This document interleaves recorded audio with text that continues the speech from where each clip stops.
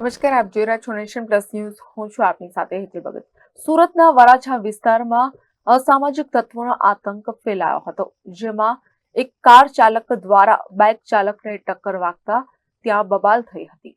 સુરતના વરાછા વિસ્તારમાં અસામાજિક તત્વોનો આતંક સામે આવ્યો છે. કાર ચાલક દ્વારા બાઇકની સામે ટક્કર લાગી ગઈ હોવાથી બબાલ સર્જાઈ હતી. ત્યારબાદ બાઇક ચાલક દ્વારા તેમના મળતિયાઓને બોલાવવામાં આવ્યા હતા અને કારમાં સવાર માતા પુત્ર પર હુમલો કરવામાં આવ્યો હતો.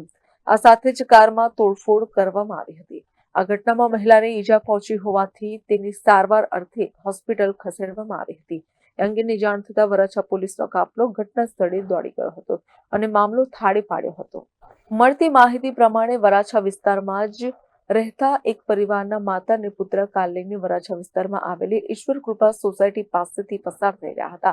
દરમિયાન કાર ચાલકથી આગળ જતી બાઇકને સામાન્ય ટક્કર લાગી ગઈ હતી, જેને લઈને ઉશ્કેરાઈ ગયેલા બાઇક ચાલક અને તેની સાથે રહેલી મહિલાએ કારમાં બેસેલી મહિલા સાથે બોલાચાલી કરી હતી.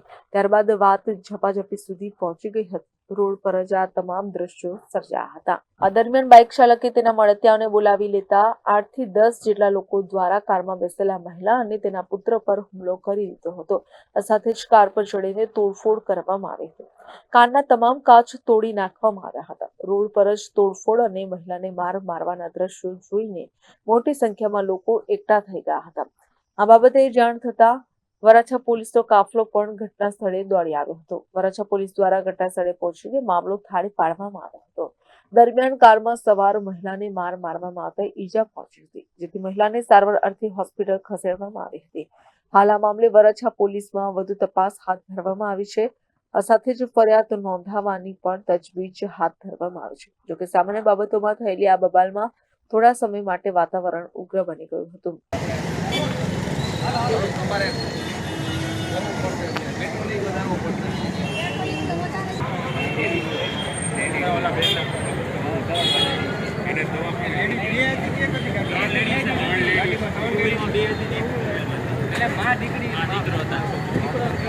Bureau report nation plus news Surat. સમાચારોના સતત અપડેટ મેળવવા માટે અમારી નેશન પ્લસ ન્યૂઝની યુટ્યુબ ચેનલને સબસ્ક્રાઇબ કરો, બેલ આઇકન દબાવો અને જોડાયેલા રહો ફેસબુક, ઇન્સ્ટાગ્રામ અને ટ્વિટર પર.